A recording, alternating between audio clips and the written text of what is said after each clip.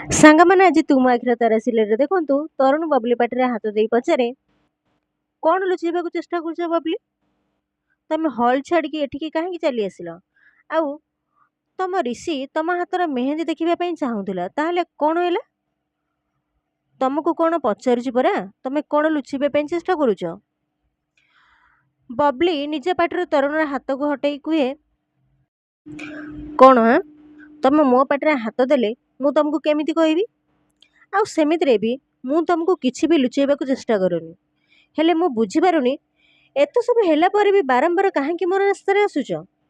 ମୋ ପାଖରେ ତମ ପାଇଁ କାମ କ'ଣ?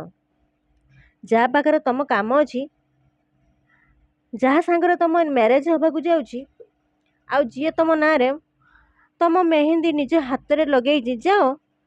ତମର ଯଦି କାମ ଅଛି ତମେ ତା ପାଖକୁ ଯାଅ। ପ୍ଲିଜ୍ ମୋ ବାଟ ଛଡ଼ା ଆଉ ମୋତେ ଯିବାକୁ ଦିଅ। ବବଲି ଯାଉଥିବା ସମୟରେ ତରୁଣ ବବଲିର ହାତ ଧରି ନିଏ। ତରୁଣ କୁହେ, ମୁଁ ବି ଜାଣିବାକୁ ଚାହୁଁଛି ତମେ ଏ ମେହେନ୍ଦି କାହା ନାଁରେ ଲେଖିଛ ଆଉ ତମ ମେହେନ୍ଦିର ରଙ୍ଗ କେମିତି? ଆଉ ତରୁଣର ଏକଥା ଶୁଣି ବବଲି ବହୁତ ଡରିଯାଏ ଆଉ ମନେ ମନେ କୁହେ, ମୁଁ ଏବେ କ'ଣ କରିବି? କିନ୍ତୁ ତରୁଣ ଯଦି ମୋ ହାତରେ ତାଙ୍କ ନାଁ ଦେଖିଦିଅନ୍ତି, ତାହେଲେ ତ ବହୁତ ବଡ଼ ଡ୍ରାମା କ୍ରିଏଟ୍ କରିଦେବେ। ବବଲି ନିଜ ହାତ ପଛକୁ ଲୁଚେଇ ଦିଏ। ବବଲି କୁହେ, ତମର ସେ ଅଧିକାର ନାହିଁ ତରୁଣ। ମୋ ହାତର ମେହେନ୍ଦି ମୁଁ ଯାହା ପାଇଁ କରିଛି କେବଳ ସେ ହିଁ ଦେଖିପାରିବ, ତମେ ନୁହଁ। ଆଉ ଏଥିପାଇଁ ତମେ ମୋତେ ବାଧ୍ୟ କରନି। ଆଉ ବବଲି ଏକଥା କହି ଯାଉଥିବା ସମୟରେ ତରୁଣ ବବଲିର ବାଟ ଅଟକେଇ ଦିଏ। ବବଲି ହାତ ପଛକୁ ନେଇଯାଏ।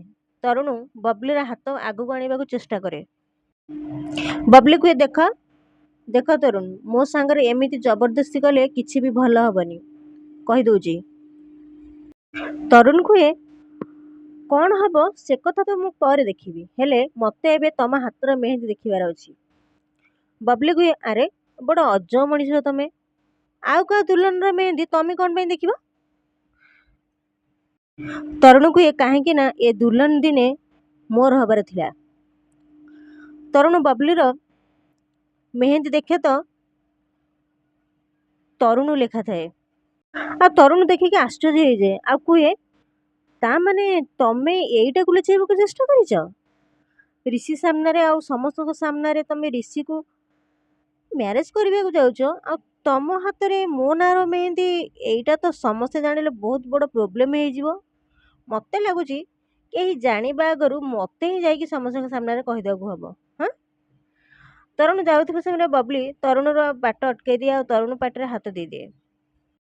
ବବଲି କୁହେ, ଦେଖ, ତମ ନାଁକୁ ମୋ ହାତରେ ଲେଖିବାର ମୋତେ କୌଣସି ବି ସଉକ ନଥିଲା। ଏସବୁ ତ ସେ ମେହେନ୍ଦି ଡିଜାଇନ୍ ଭୁଲ ବଶତଃ ତମ ନାଁକୁ ମୋ ହାତରେ ଲେଖିଦେଇଛି। ଏଥିରେ ମୋର କ'ଣ ଭୁଲ? ଆଉ ସେମିତିରେ ବି ତମର ବି ବହୁତ ଭୁଲ ଅଛି। ତମକୁ ଯିଏ ଦେଖିବ, ଯିଏ ନାହିଁ ସିଏ ଭୁଲ କରିବେ। ଆରେ ତମେ ଯେମିତି ଝିଅମାନଙ୍କ ସହ ଚିପକିକି ରହୁଛ, ତାଙ୍କ ସହିତ ଫଟୋ ଉଠାଉଛ, ନଜର ଚୋରଉଛ, ସେମାନେ ଆଉ କ'ଣ କରିବେ? ସେମାନେ ତମକୁ ଦେଖିଲା ପରେ ସମସ୍ତେ ଭୁଲ କରିଦେବେ। ଆଉ ସେଇଥିପାଇଁ ସେ ଭୁଲ ଭାଲରେ ତମ ନାଁକୁ ମୋ ହାତରେ ଲେଖିଦେଇଛନ୍ତି। ବାସ୍, ଏଥିରେ ଏତେ ଚିଲେଇବାର କ'ଣ ଅଛି? ତରୁଣ କୁହେ, ଆଚ୍ଛା, ତାହେଲେ ମୁଁ କାହା ସହ କେତେ ସମୟ କଥା ହେଉଥିଲି, କାହା ସହ ଫଟୋ ଉଠାଉଥିଲି ଆଉ କାହା ସହ ଚିପକିକି ରହୁଥିଲି, ଏସବୁର ଖବର ତମେ ରଖୁଥିଲ ନାଇଁ? ଆଚ୍ଛା, ମୋତେ ଗୋଟେ କଥା କହିଲ, ରିଷି ସେଠି କ'ଣ କରୁଥିଲା? ବବଲି କୁହେ, ସେ ବିଷୟରେ ତମର ଜାଣିବା କିଛି ଦରକାର ନାହିଁ।